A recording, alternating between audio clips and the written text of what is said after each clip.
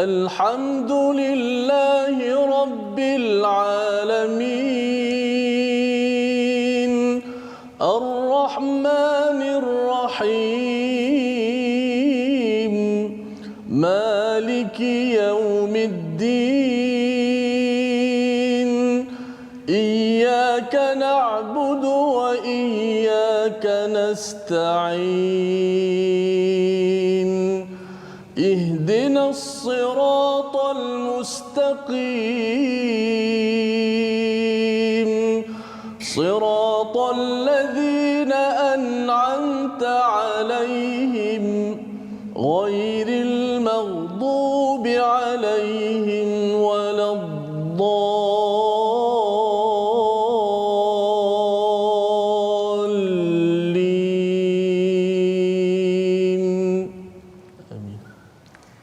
Assalamualaikum warahmatullahi wabarakatuh. Alhamdulillah wassalatu wassalamu ala Rasulillah wa ala alihi wa man wala. Asyhadu an la ilaha illallah asyhadu anna Muhammadan abduhu wa rasuluh.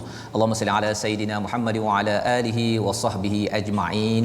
Selamat datang ke Malaysia Quran Hour pada hari ini bersama dengan tuan-tuan puan-puan yang dirahmati Allah sekalian. Kita bersyukur pada Allah Subhanahu Wa Taala untuk menyambut kemerdekaan. Untuk tahun yang ke-63 kita diberikan hidayah oleh Allah Subhanahu Wa Taala mendalami cahaya daripada Al-Quran untuk terus kita memberi semangat, untuk terus kita membarakan kemerdekaan ini menuju kepada Ilahi, menuju kepada Allah Subhanahu Wa Taala. Pada hari ini kita bersama dengan tetamu dan saya Fazrul Ismail sebagai hos pentadabur bagi Malaysia Quran Hour pada hari ini bersama dengan Dr. Ahmad Sanusi Azmi, pensyarah Fakulti Pengajian Al-Quran, dan juga yang kedua bersama dengan Ustaz Ahmad Tirmizi sebagai qari bagi Malaysia Quran Hour pada tahun ini. Sama-sama kita ingin melihat bagaimanakah kita ingin mengisi kemerdekaan dengan penuh pencerahan. Kita ingin pastikan bahawa negara ini terus merdeka dengan semangat daripada pencipta yang menjadikan kita selama hari ini. Mari sama-sama kita melihat kepada surah Ar-Rahman ayat 1 hingga 5. Pada surah 55 untuk sama-sama kita menghayati, sama-sama kita melihat apakah rahmat yang telah Allah berikan kepada kita selama ini, dan kita ingin sama-sama mengenal pasti, memohon Allah terus memberi rahmat ini hingga ke akhir hayat kita. Surah Ar-Rahman ayat 1 hingga 5. أعوذ بالله من الشيطان الرجيم بسم الله الرحمن الرحيم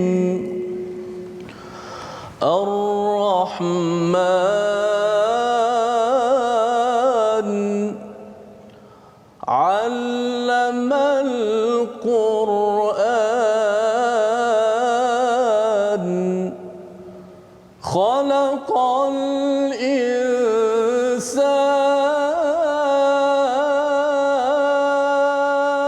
الإنسان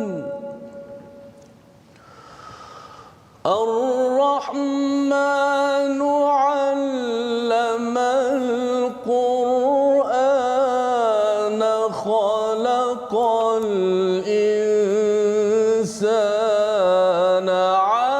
علمه البيان الشمس والقمر بحسبان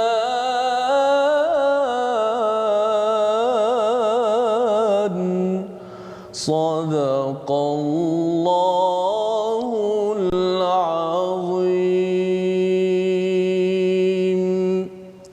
Surah Al-Qur'anul Azim, itulah bacaan daripada surah Ar-Rahman ayat 1 hingga 5 pada buku surat yang ke-531 untuk mengingatkan kembali kepada nikmat kemerdekaan yang kita kecapi, yang kita nikmati pada hari ini pada tahun yang ke-63 adalah anugerah daripada Allah yang amat penyayang, daripada Allah yang amat menyayangi, yang amat prihatin terhadap diri kita. Maka kitalah insan rakyat yang akan sentiasa prihatin untuk terus merdeka, mengisi isi merdeka ini dengan panduan daripada surah Ar-Rahman. Ada 4 nikmat yang Allah beritahu di dalam surah ini. Yang pertama, apabila Allah menyatakan Allah mengajarkan Al-Quran, nikmat pertama, Al-Quran yang mempunyai nilai. Nilai inilah yang kita ingin hidupi untuk kita terus membina dan mengisi negara merdeka. Dan seterusnya Allah menyatakan bahawa kita ini diciptakan sebagai insan. Khalaqal insan sebagai nikmat nombor 2, sebagai pengenalan, sebagai maklumat kepada kita bahawa kita ini di negara ini insan daripada Tuhan yang sama, daripada Tuhan yang Maha Penyayang.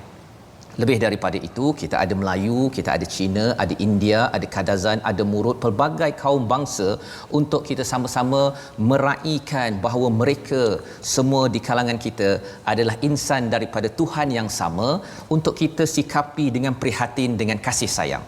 Dan kemudian Allah memberitahu nikmat ketiga, Allamahul Bayan, iaitu Allah mengajarkan kita berkata, berkomunikasi dengan baik. Inilah nikmat kerana apabila kita dapat bercakap baik sesama kita, di Facebook kita bercakap baik, di Twitter kita bercakap baik, di WhatsApp kita bercakap baik, di dalam rumah kita bercakap baik, rupa-rupanya ini adalah anugerah daripada Yang Maha Penyayang. Kita tidak mahu fitnah ataupun mengumpat berada di Facebook, tidak mahu di dalam rumah, di luar rumah. Kerana apa? Kerana itu tanda bahawa negara ini kurang kasih sayang daripada Allah, padahal Allah Ar-Rahman tetap menebarkan kasih sayang kepada seluruh dunia. Dan nikmat keempat, Allah menyatakan tentang asy-syamsu wal qamaru bihusban. Matahari dan bulan ini beredar pada kadar yang tepat. Maksudnya ialah ketepatan ini menjadi rahmat kepada kita untuk kita menikmati cahaya, menikmati fotosintesis, menikmati segala tumbuh-tumbuhan daripada graviti, daripada asy-syamsu wal qamaru bihusban, yang dicipta, yang berfungsi dengan tepat, memberi pengajaran kepada kita bahawa sebenarnya nikmat inilah yang kita ingin teruskan, yang kita mohon Allah jaga kita, Allah tundukkan segala nikmat ini untuk kita agar kita tunduk kepada Allah yang Maha Penyayang, terus prihatin, terus mengisi merdeka ini dengan 4 nikmat dan terus menghargai semua nikmat ini. Apakah yang dibuat oleh Nabi sallallahu alaihi wasallam dalam berinteraksi dengan 4 nikmat ini? Bersama dengan Ustaz Dr. Ahmad Sadusi. Bismillahirrahmanirrahim. Alhamdulillahirabbil alamin, wassalatu wassalamu ala asyrafil anbiya wal mursalin wa ala alihi wa ashabihi ajma'in, amma ba'd. Baginda Rasulullah sallallahu alaihi wasallam adalah contoh yang sangat terbaik dalam memahami bagaimana untuk berinteraksi dengan Quran. Apabila baginda sallallahu alaihi wasallam membaca surah Ar-Rahman, baginda benar-benar menghayati apakah isi kandung yang sebenarnya ingin disampaikan dalam surah Ar-Rahman itu sendiri. Lalu baginda pada satu malam keluar untuk membacakan surah Ar-Rahman kepada para sahabat. Apabila dibacakan kepada para sahabat semuanya diam. Fasakatu. Semua mereka diam sehingga menyebabkan Rasulullah terasa. Kerana ada sesuatu yang terpendam di hati baginda, seakan-akan para sahabat tidak memberikan respon terhadap isi kandungan yang ada dalam surah Ar-Rahman. Lalu baginda seterusnya melafazkan kepada sahabat, meluahkan kepada mereka, kata Rasulullah sallallahu alaihi wasallam dalam sabdanya menyebutkan, qara'tuha lailatal jinni, aku telah membacakan surah Ar-Rahman ini ke atas golongan jin, wahum wafakanu ahsana mardudan minkum, mereka lebih baik interaksinya dengan ayat Quran ini. Setiap kali apabila sampai pada ayat fabi ayyi ala'i rabbikuma tukadziban, golongan jin mengatakan tidak ada nikmat kamu yang kami dustakan. Seakan-akannya golongan jin lebih memahami dan menghayati apa yang ingin disampaikan dalam surah Ar-Rahman ini, menggambarkan luasnya nikmat Allah Ta'ala sehingga kan mereka tidak boleh nak nafikan. Seakan-akannya gambaran mereka yang membaca surah Ar-Rahman ini seharusnya memahami Allah Ta'ala mengatakan pada mereka, apa nikmat kamu yang kamu nak dustakan lagi.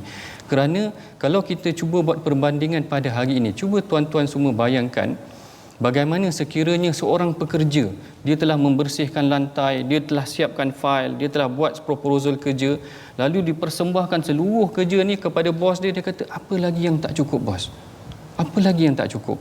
Tetapi apa yang berada dalam surah Ar-Rahman terbalik. Allah Ta'ala tanya pada kita, nikmat apa lagi yang tak cukup?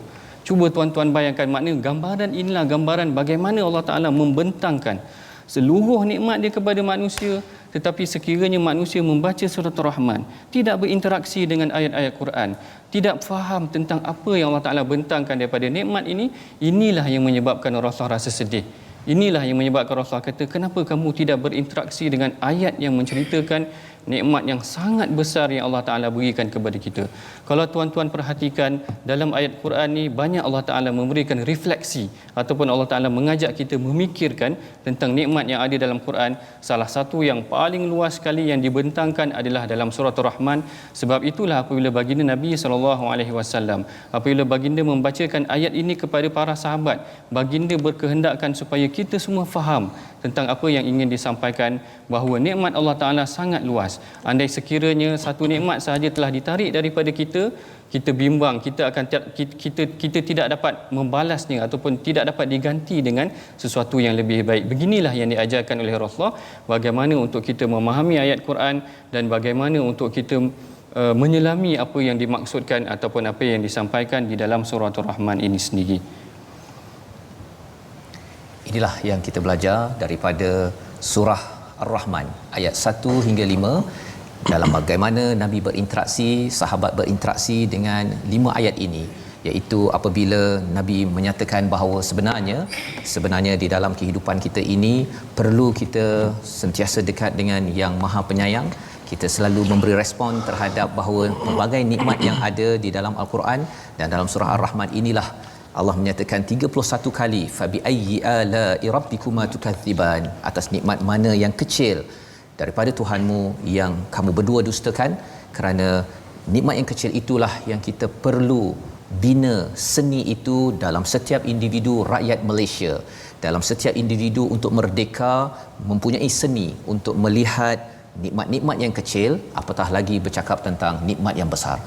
Daripada interaksi bersama dengan Ar-Rahman, kita ingin menjadi hamba Ar-Rahman yang mengisi kemerdekaan pada tahun-tahun yang seterusnya. Ada satu surah yang menerangkan tentang hamba Ar-Rahman. Ia disampaikan dalam surah Al-Furqan, surah yang ke-25. Pada halaman 365, saya menjemput pada tuan-tuan yang berada di depan kaca TV, di Facebook, untuk sama-sama kita melihat kepada halaman 365, bermula ayat 63 hingga ayat ke-77.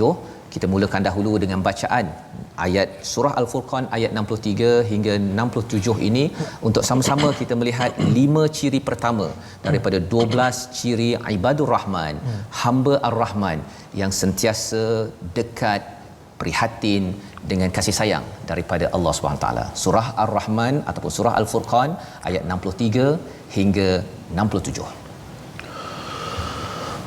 أعوذ بالله من الشيطان الرجيم بسم الله الرحمن الرحيم وعباد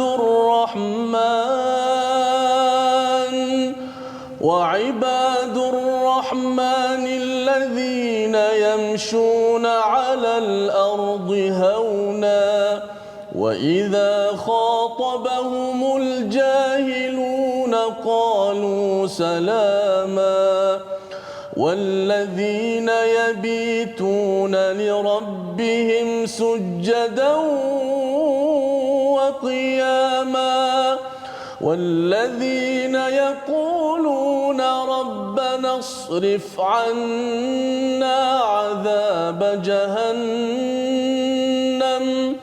ربنا اصرف عنا عذاب جهنم إن عذابها كان غراما إنها ساءت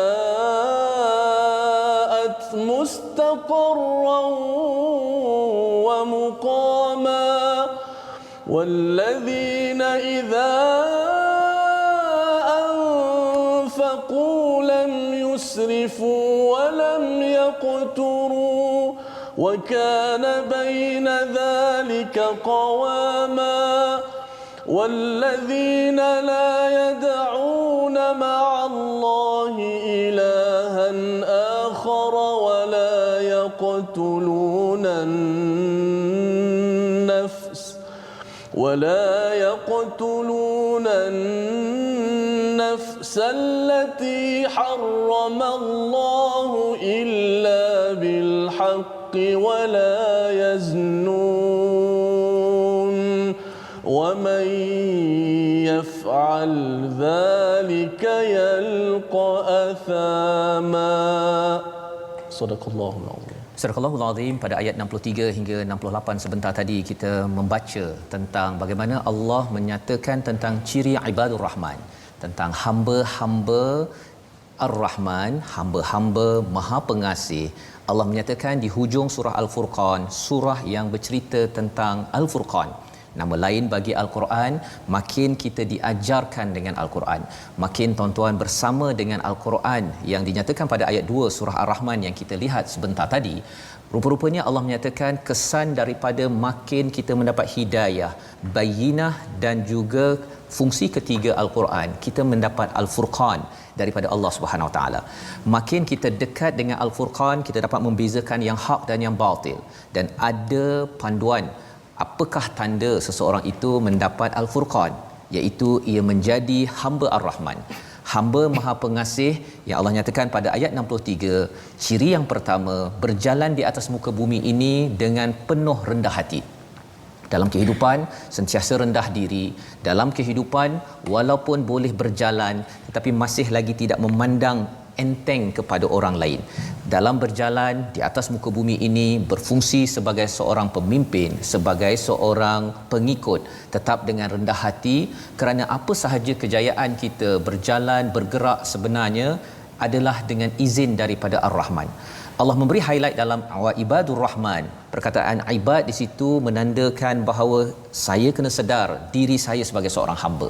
Sebagai seorang hamba yang kena Ar-Rahman itu amat sempurna, tetapi jiwa saya ini, diri saya ini adalah tidak sempurna. Saya ada banyak masalah, saya ada banyak kekurangan. Walau banyak macam mana pun harta saya, banyak mana pun kuasa yang saya ada, banyak mana pengalaman saya, banyak mana ilmu saya, sebenarnya ya Allah, aku ini adalah hamba-Mu ya Allah, dan orang di sekitarku pun adalah hamba yang penuh dengan cabaran masalah, kerana yang sempurna hanya Mu ya Allah. Inilah kefahaman daripada interaksi bersama Al-Furqan, sehingga kan kita melihat kelemahan di orang lain adalah kelemahan diri. Kelemahan diri adalah sesuatu yang kita doa pada Allah Subhanahu Wa Taala, ya Allah ya Rahman, tolong pandu hati ini untuk merendah diri. Dan apabila berinteraksi dengan orang yang bercakap dengan jahilun, yang mungkin tidak seperti mana yang kita harapkan, mungkin orang itu tidak menggunakan fakta yang betul, mungkin tidak menggunakan perasaan yang betul, dia mengecam, menghina, mengherdik, menyindir, memalukan kita. Ciri yang kedua bagi ibadur Rahman adalah qalu salama, iaitu membalas dengan kesejahteraan, cuba mengawal diri untuk terus membalas dengan senyuman, dengan segala kesejahteraan. Dan ini adalah mencabar kecuali apabila kita ingat, ya Allah ya Rahman, selama ini Engkau terus memberi nikmat kepada kami, untuk terus membalas, Engkau terus memberi kepada diri ini, walaupun kadang-kadang jahil tentang-Mu, tetap Engkau berikan rahmat daripada Ar-Rahman. Itulah ciri yang kedua. Diikuti ciri yang ketiga pada ayat 64, iaitu mereka yang mendirikan solat malam, yang sentiasa ingin membetulkan diri, mengaku bahawa diri ini penuh dengan kelemahan, ada banyak projek, banyak perkara yang perlu dibuat pada siang hari, tetapi ya Allah, kekuatan diri ini adalah apabila aku dekat denganmu, selalu menghadap, sujud dan juga berdiri mengadu pada Allah Subhanahu Wa Taala, memohon pertolongan. Ciri yang keempat adalah apabila seorang hamba Ar-Rahman selalu berdoa, mohon jauhkan daripada risiko paling besar, iaitu neraka Allah, tidak mampu untuk kekal, tidak mampu untuk duduk walaupun satu saat. Dan kerana itu membawa kepada ciri yang kelima, ibadur Rahman sentiasa berjuang memberi, tidak melampau bakhil, tidak bakhil dan tidak kedekut, tidak juga dia boros dalam menggunakan segala rezeki yang Allah berikan. Bagaimana Rasul sallallahu alaihi wasallam berinteraksi menjadi contoh Quran berjalan hamba Ar-Rahman, bersama dengan Ustaz Dr. Ahmad Sanusi. Baik. Bukan sahaja dalam Quran sebenarnya menceritakan bagaimana ciri-ciri ibadur Rahman, tetapi baginda Nabi SAW sendiri menunjukkan contohnya. Antara perkara yang disebutkan oleh Rasulullah SAW adalah apa yang disabdakan ataupun apa yang diceritakan oleh seorang sahabat Nabi yang asalnya adalah seorang pendeta Yahudi, namanya Abdullah bin Salam. Tetapi ketika mana baginda Nabi SAW sampai di Madinah, Abdullah bin Salam bersegera dengan para sahabat yang lain untuk berjumpa dengan Rasulullah. Perkara ini disebutkan dalam hadis yang menyebutkan, dikatakan oleh Abdullah bin Salam, lamma qadiman nabiyya sallallahu alaihi wasallam al-Madinata in jafalan nasu ilaihi. Bila mana Rasulullah sallallahu alaihi wasallam datang sahaja ke Madinah, maka manusia bersegera menuju kepadanya. Wa qila qad qadiman nabiyya sallallahu alaihi wasallam. Lalu dia kata bersegeralah manusia menuju kepadanya, lalu aku pun turut menuju kepadanya. Faji'tu fin nas li anzura falamma tabayyantu wajhahu araftu anna wajhahu laysa biwajhin kadzdzab. Abdullah bin Salam berkata bahawa apabila aku menyaksikan wajah Rasulullah ni bukan wajah seorang yang penipu.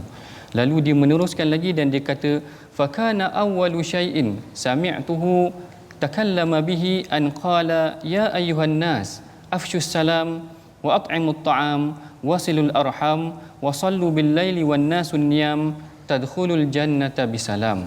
Lalu Rasulullah berpesan, yang pesanan yang pertama yang diingati oleh Abdullah bin Salam, iaitu Rasulullah berkata, wahai manusia, afshus salam, sampaikanlah salam, wa at'imut ta'am, berilah makan, wasilul arham, hubungkanlah silaturahim, wa sallu bil laili wan nasu niyam, dan dirikanlah solat malam ketika mana manusia sedang tidur, tadkhulul jannata bisalam, maka kamu akan masuk syurga dalam keadaan yang sejahtera. Perhatikan bagaimana hadis ini diriwayatkan oleh asalnya seorang Yahudi. Berarti maknanya Yahudi itu pertama kali melihat Rasulullah, perkara pertama yang terdetik dalam hati dia ni bukan seorang wajah yang penipu. Ini perkara yang paling penting sekali dalam pembinaan sebuah negara yang merdeka, iaitu dipimpin oleh seorang yang memang mukanya adalah muka seorang yang ikhlas, jujur untuk memberikan kesejahteraan buat rakyat. Bahkan lafaz pertama yang disampaikan oleh Rasulullah SAW kepada manusia adalah afshus salam, sebarkan kesejahteraan, sebarkan salam. Sebarkan salam adalah salah satu perkara yang paling asas yang disebutkan oleh baginda Nabi, sehingga kan baginda kata kamu akan mudah masuk syurga dengan hanya memberi salam. Sabda Rasulullah SAW, baginda kata la tadkhulul jannata hatta tu'minu, kamu takkan boleh masuk syurga sehingga kamu beriman. Wala tu'minu hatta tahabu, dan kamu tidak akan beriman melainkan kamu setelah berkasih sayang, membina masyarakat yang harmoni. Bagaimana nak berkasih sayang? Lalu Rasulullah kata, awala adullukum idza qultum tahabbabtum. Bukankah kamu nak tak kamu kalau aku beritahu kamu satu perkara, kalau kamu buat kamu akan berkasih sayang? Lalu para sahabat bertanya, apa dia wahai Rasulullah? Lalu Rasulullah kata, afshus salam. Afshus salam bukan sekadar menyebarkan salam, tetapi memberikan kata yang elok kepada manusia, tidak caci maki, tidak kutuk mengutuk, tidak menfitnah sesama manusia. Inilah perkara yang paling asas dalam pembinaan sebuah negara yang mempunyai ciri-ciri ibadur rahman yang membentuk satu negara yang harmoni. Inilah apa yang dilakukan, yang berlaku sebagai sunnah Nabi sallallahu alaihi wasallam. Bagaimana untuk menghidupi, memimpin sebuah negara daripada Mekah ke Madinah itu, dan inilah juga yang kita perlu sikapi, yang perlu kita amalkan untuk kita sama-sama mengisi kemerdekaan, iaitu sentiasa prihatin, sentiasa ikhlas dalam membina negara ini dan sentiasa ingin membawa kesejahteraan. Dan inilah resolusi yang kita boleh ambil sebagai panduan kita pada 5 perkara seperti mana yang kita dapat saksikan, iaitu daripada tawaduk, berbudi bahasa, mendirikan solat malam, takut neraka, dan sederhana, ya, membelanjakan harta, berjuang untuk memastikan bahawa diri, keluarga, negeri dan negara ini terus merdeka dengan panduan daripada surah Al-Furqan ayat 63 hingga ayat 67. Dan insya-Allah kita ada paparan khas daripada Chennai, India.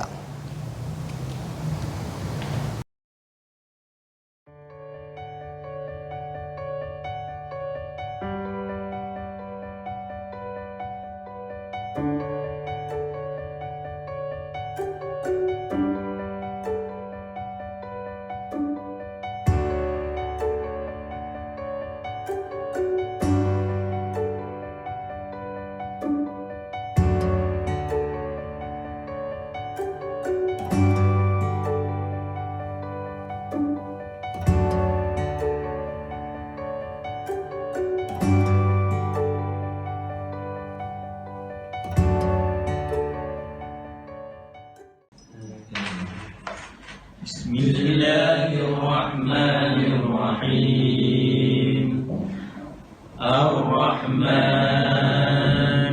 علم القرآن خلق الإنسان علمه البيان الشمس والقمر بحسبان والنجم والشجر يسجدان والسماء رفعها ووضع الميزان ألا تطغوا في الميزان وأقيموا الوزن بالقسط ولا يخسروا الميزان والأرض وضعها للأنام فيها فاكهة.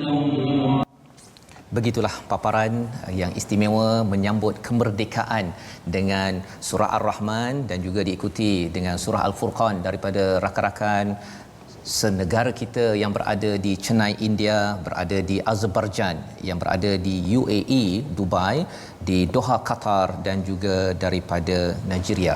Dan ini adalah kesepakatan kita, kesepaduan kita, Malaysia prihatin, seluruh dunia bersama dengan Al-Quran. Kita berehat sebentar, kembali dalam Malaysia Quran Hour.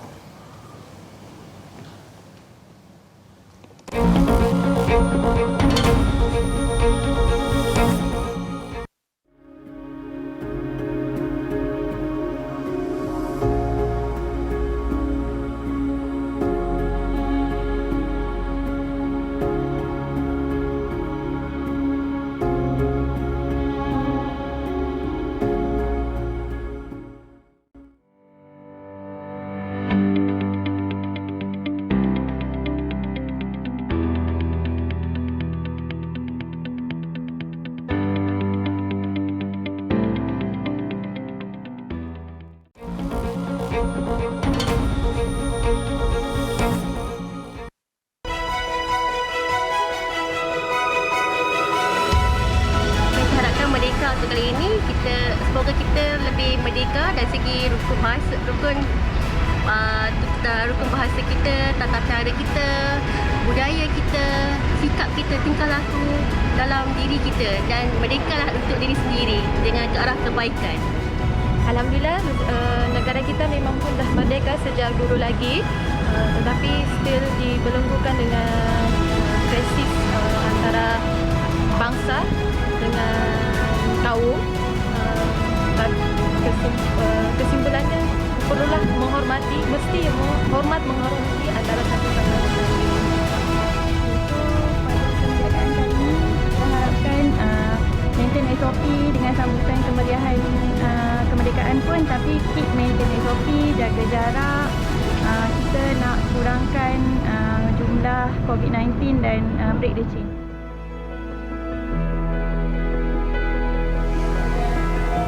Kembali kita dalam Malaysia Quran Hour yang dibawakan oleh Mufas. Kita sama-sama bersyukur kepada Allah Subhanahu Wa Taala, Allah Ar-Rahman, memberi kepada kita nikmat kemerdekaan untuk tahun yang ke-63 yang kita perlu syukuri banyak-banyak dengan kita sama-sama berazam untuk menjadi hamba Ar-Rahman, dan kita ingin sama-sama mendidik kepada ahli keluarga kita, kepada ahli organisasi kita, ahli negeri dan negara ini, yang kita doakan banyak-banyak kerana kita adalah hamba yang penuh kelemahan, bukan mudah untuk mengawal hati orang lain kerana hati sendiri pun amat sukar, tetapi Ar-Rahman mampu untuk memastikan merdeka ini adalah merdeka yang dipimpin, diberi rahmat oleh Allah Subhanahu Wa Taala.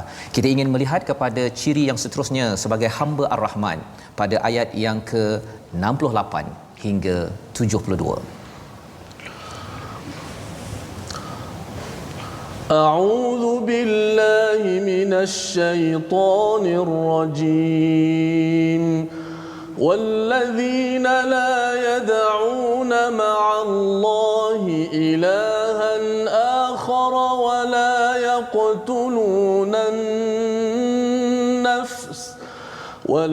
يقتلون النفس التي حرم الله إلا بالحق ولا يزنون ومن يفعل ذلك يلقى أثاما يضاعف له العذاب يوم القيامة ويخلد فيه مهانا إلا من تاب وآمن وعمل عملا صالحا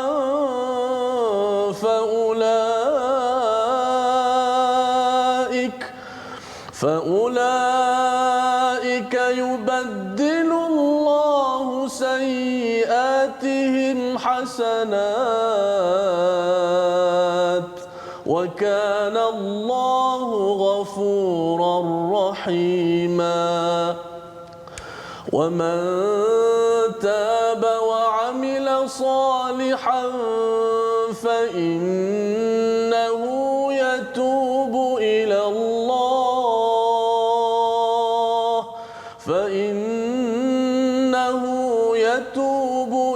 الله متابا والذين لا يشهدون الزور وإذا مروا باللغو مروا كراما صدق الله العظيم.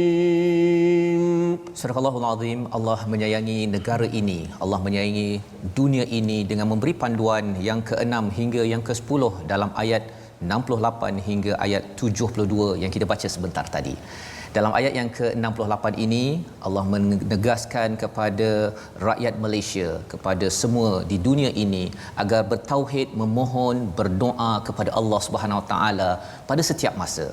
Allah menggunakan perkataan ini, Allah menyatakan penegasan jangan berdoa bersama Allah selain daripada Allah sahaja. Maksudnya fokus minta bantuan, kebergantungan hanya pada Allah, kerana tidak akan kecewa bergantung kepada Allah, bergantung kepada sesama manusia. Walaupun kita memang sama pasangan ataupun di dalam ahli organisasi, bila kita bergantung kepada manusia itu melampau daripada Allah Subhanahu Wa Taala ataupun sama tahap dengan Allah Subhanahu Wa Taala, kita pasti kecewa dan dikecewakan dan kita akan hilang merdeka. Tetapi apabila kita bergantung kepada Allah yang satu, kita tidak akan terlibat dengan sistem yang membunuh walau satu nyawa, dengan sistem perundangan, dengan kita sentiasa peka kepada nasib setiap insan. Dan inilah ciri yang ke-7, diikuti ciri yang ke-8, menjaga maruah bagi setiap insan, wala yaznun, tidak berzina. Dan Allah menyatakan perkara ini penting dalam satu ayat, pada ayat 68, kerana bila makin dekat dengan Allah, makin menjaga manusia, makin menjaga setiap maruah yang ada. Inilah kemerdekaan yang kita dambakan sebagaimana telah disampaikan, diamalkan pada zaman Nabi. Diikuti pada ayat yang ke-69, Allah memberi peringatan tentang balasan. Dan jika seseorang itu tersilap dalam hidupnya, pernah bergantung kepada sesama manusia lebih daripada Allah, maka Allah menyatakan mestilah bertaubat, beramal, buat baik sebaik mungkin dalam mengisi kemerdekaan ini untuk mendapat keampunan, mendapatkan kasih sayang, sebagaimana dalam ayat yang ke-70 diulang kembali pada ayat 71, bertaubatlah, beramal baiklah, baiki apa sahaja pada setiap individu, maka insya-Allah Allah akan kembali dan mengembalikan kemerdekaan yang kadang-kadang hilang dalam individu ataupun keluarga. Dan pada ayat 72, ciri yang ke-10, tidak bersumpah dan tidak meninggalkan, tidak bersumpah palsu dan meninggalkan perkara yang tidak bermanfaat. Inilah yang dilaksanakan oleh Rasul sallallahu alaihi wasallam, bagaimana Nabi baginda bersama dengan sahabat membina negara yang merdeka 1400 tahun yang lepas. Mari sama-sama kita dengar bagaimana implementasinya bersama dengan Dr. Ahmad Sanusi. Baik, sekiranya kita telah mempelajari hadis berkenaan tentang hadis yang tadi, Hadis yang pertama, baginda menyebutkan tentang syarat pertama dalam pembinaan satu institusi kemasyarakatan yang baik adalah dengan memberikan salam ataupun menyebarkan kebaikan kepada manusia. Manakala perkara yang kedua yang digambarkan ataupun yang diajarkan oleh baginda Nabi adalah wa'at'imut ta'am, iaitu memberikan makan. Ini adalah prinsip yang kedua yang sangat cantik, yang tidak disedari barangkali oleh ramai orang. Bagaimana baginda bukan saja menyebarkan kesejahteraan, bahkan melatih para sahabat agar mereka menyumbangkan juga, bahkan mempraktikkan secara praktikal. Bagaimana nak mempraktikkan secara praktikal? Maka Rasulullah ajarkan kepada mereka supaya berikan makanan kepada mereka siapa sahaja, terutamanya pada mereka yang susah. Dalam perkara ini baginda gambarkan bahawa orang yang memberi makan ini adalah salah satu daripada ciri-ciri ahli syurga. Yang ni yang sukar untuk kita dapati, dan kita kadang-kadang tak sedar bahawa beri makan adalah salah satu daripada ciri-ciri ahli syurga. Yang ni yang Allah Ta'ala sebutkan dalam Quran, wa yut'imuna at-ta'ama ala hubbihi miskinan wa yatiman wa asira. Mereka memberi makan kepada orang yang susah, orang yatim dan orang-orang yang miskin ni tadi. Jadi kat sini Allah Ta'ala gambarkan, kalaulah nak jadi ahli syurga, nak bentuk sebuah masyarakat yang baik, mereka mestilah saling beri makan. Kemudian dalam hadis Nabi juga ada disebutkan oleh seorang sahabat yang bernama Sayyidina Hani. Sayyidina Hani pernah bertanya kepada Rasulullah, dia kata kepada Rasulullah, "Ya Rasulullah, ayyu syai'in yujibul jannah?" Wahai Rasulullah, apakah amalan yang aku amalkan ini boleh mewajibkan aku untuk masuk syurga? Lalu Rasulullah bagi dia dua perkara sahaja. Yang ni yang menariknya. Rasulullah kata, alaika bihusnil kalam, hendaklah kamu menjaga kata-kata kamu, jangan kutuk orang, jangan caci orang. Sama macam perkara pertama yang Rasulullah sebutkan tadi tentang afsyus salam. Perkara yang kedua Rasulullah kata wabadlut ta'am, berilah makan. Perhatikan bagaimana para sahabat praktikkan. Ada seorang sahabat nama dia Sayyidina Abdullah bin Amru. Sayyidina Abdullah bin Amru ni satu hari dia sembelih anak kambing ataupun disembelih kambing, lalu dia tanya kepada ahli keluarganya, boleh tak kita bagi pada jiran kita yang bukan muslim? Perhatikan, maknanya orang terbayang bahawa orang Islam ni agaknya orang ni keras sahaja ke sesama non muslim? Tidak. Para sahabat adalah orang yang sangat lapang. Mereka memberikan makan kepada sesiapa sahaja, orang susah, orang senang, bahkan non-muslim turut diberikan sumbangan ataupun beri makan. Alangkah cantiknya bagaimana Rasulullah bentuk sebuah komuniti yang harmoni. Maknanya bukan sahaja beri makan kepada orang yang miskin, orang muslim sahaja, tetapi non-muslim juga. Bahkan ini satu lagi perkara yang menarik yang disebutkan oleh Al-Imam Khattabi. Al-Imam Khattabi kata, perhatikan bagaimana Rasulullah huraikan perkara ini. Tak ada siapa sangka bagi makan adalah salah satu ciri-ciri ahli syurga, bahkan mewajibkan seseorang tu boleh masuk syurga. Jadi tuan-tuan yang dirahmati Allah, tengok kalaulah ada di kalangan kita waktu PKP ni macam-macam orang menghadapi ujian. Ada di kalangan mereka yang kehilangan kerja, ada yang tak mampu untuk mendapatkan sumber makanan, ada yang tak dapat sumber topeng dan sebagainya. Kitalah yang seharusnya memainkan peranan, mengaplikasikan apa yang telah diajarkan oleh baginda Nabi dalam Quran dan dalam hadis. Dalam Quran seperti mana yang Ustaz Fazrul sebutkan tadi, 13 ciri ibadah Rahman. Dalam hadis bagaimana Rasulullah susun satu persatu tentang pembinaan sebuah negara yang harmoni sesuai dengan pembangunan negara ini, negara merdeka yang sejahtera. InsyaAllah ciri yang pertama tadi adalah memberikan salam, memberikan kesejahteraan kepada manusia. Yang kedua, beri makan pada orang tak susah tuan-tuan, insyaAllah.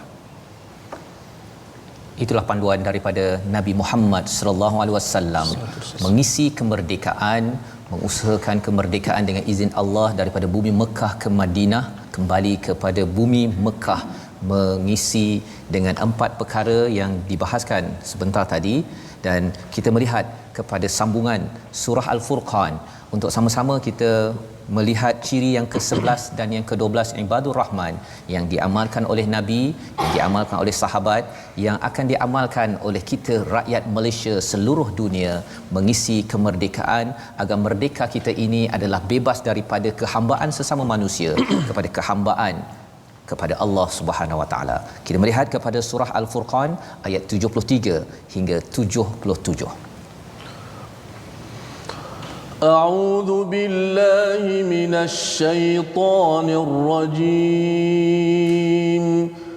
بسم الله الرحمن الرحيم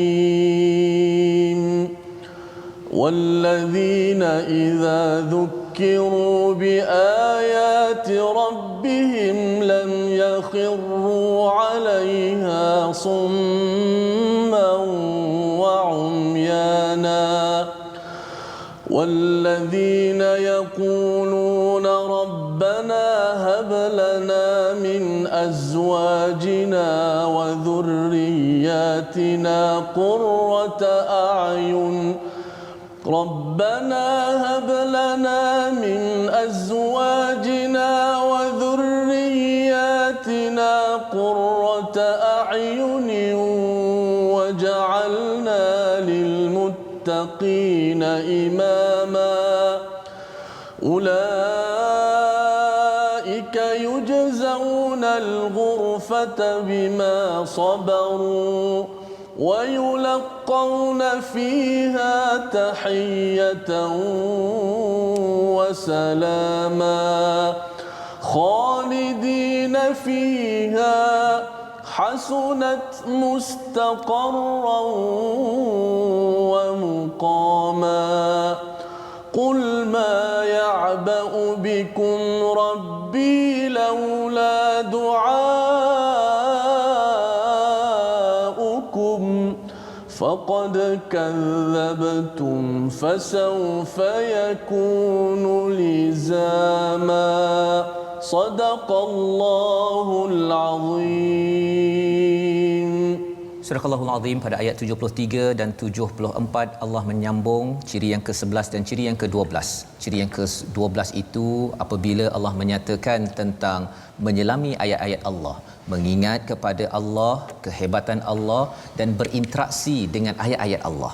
Lam yakhirru 'alaiha summan wa umyana, bukan buat-buat pekak, bukan buat-buat tidak nampak, tetapi sentiasa berinteraksi dengan ayat-ayat kebesaran Allah.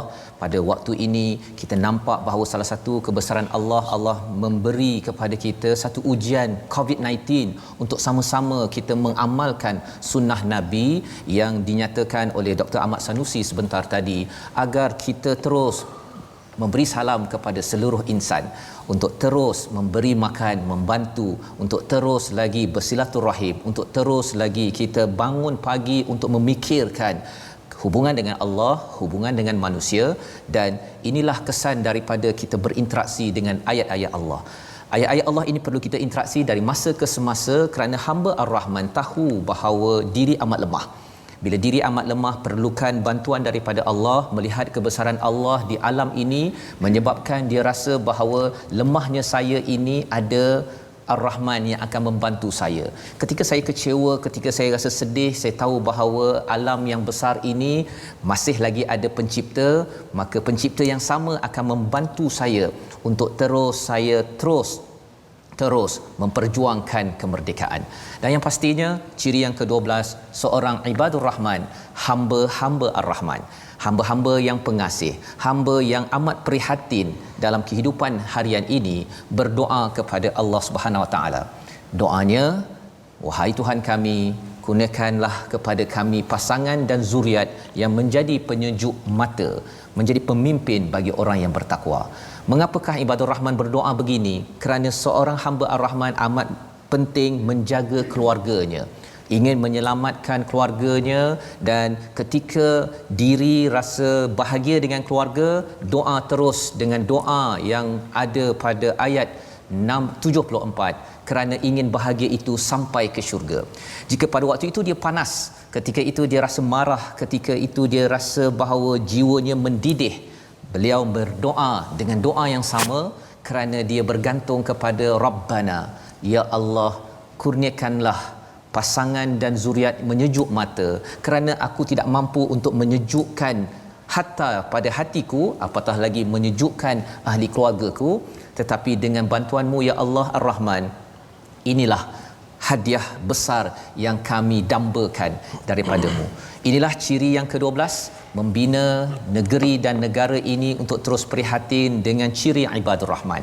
Yang Allah beritahu ada satu negeri yang merdeka 100%. Namanya adalah, apabila Allah memberi gambaran, ganjaran ghurfah, satu bilik, satu tempat yang istimewa di syurga, itu merdeka sebenar-benarnya. Kita isikan kemerdekaan di negara ini agar kita terus merdeka di sana.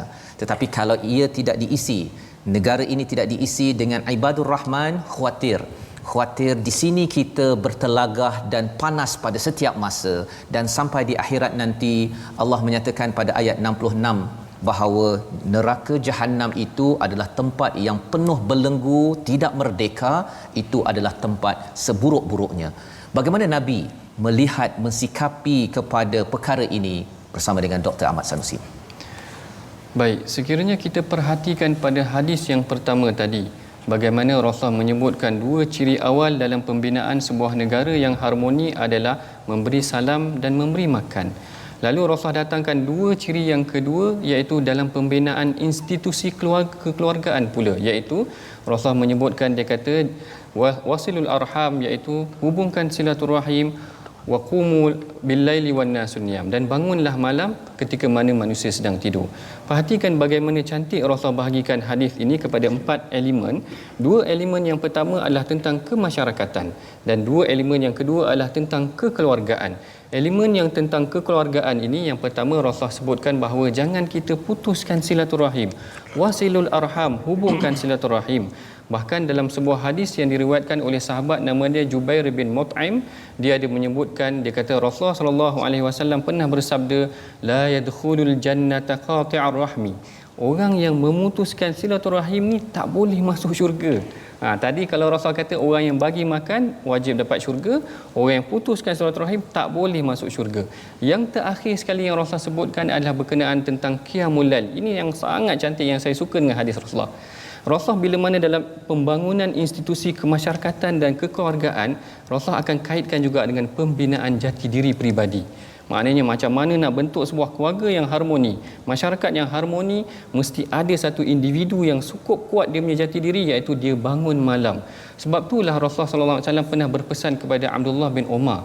Abdullah bin Umar ni tuan-tuan, kalau tuan-tuan baca sirah dia, dia adalah seorang yang sangat zuhud ataupun sangat wara' ataupun sangat baik.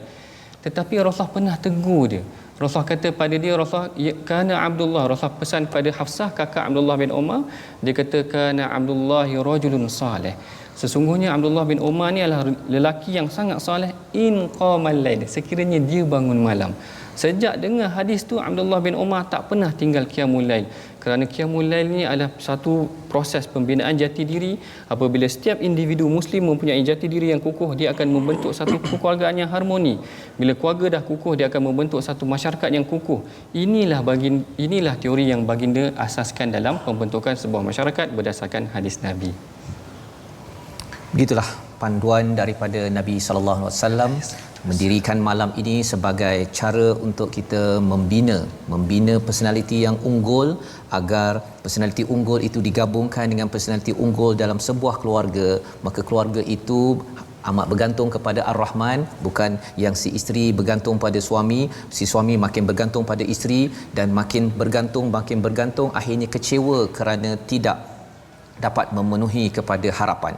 Bagi seorang di dalam organisasi bergantung kepada ketua bergantung pada individu tertentu, dan akhirnya bergantung, ia kecewa ketika kebergantungan itu hancur musnah. Tetapi tidak akan mudah kecewa apabila bergantung kepada Ar-Rahman. Inilah yang membawa kepada ibadur rahman. 12 ciri yang tersenarai sebentar tadi, yang bermula dengan tawaduk, bermula dengan berbudi bahasa, mendirikan solat malam, takut kepada balasan neraka, sederhana membelanjakan harta, bertauhid, menjauhi pembunuhan, menjauhi zina, bertaubat, tidak bersumpah palsu, berinteraksi dengan ayat-ayat Allah, memohon kebaikan buat keluarga. Moga-moga Allah memberikan hidayah kepada kita, kepada seluruh rakyat Malaysia untuk mengisi kemerdekaan dalam Malaysia Quran Hour. Mari kita sama-sama panjatkan doa kepada Allah Ar-Rahman mengizinkan kita menjadi generasi rakyat ibadur rahman dipimpin oleh Ustaz Ahmad Tarmizi. Untuk doa, mari sama-sama kita menghayati doa yang telah Tuhan Ar-Rahman merakamkan dalam surah Al-Furqan, iaitulah pada ayat yang ke-74, menerangkan personaliti, ciri-ciri ibadur rahman. Sama-sama kita hayati doa tersebut. Rabbana hab lana min azwajina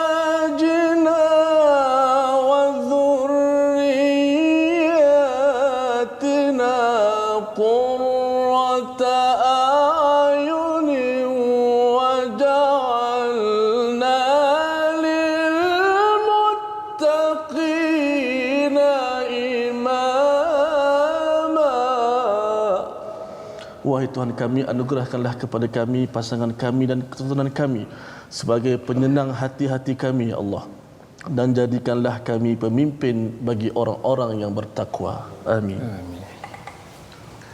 Amin ya rabbal alamin. Doa ini mengakhiri program Malaysia Quran Hour kita pada hari ini. Program ini yang dibawakan oleh Mufaz. Kita bersyukur pada Allah SWT terus mengisi dengan merdeka, merdeka, merdeka dengan menjadi hamba Ar-Rahman, berinteraksi dengan yang Maha Pengasih Penyayang. Assalamualaikum warahmatullahi wabarakatuh.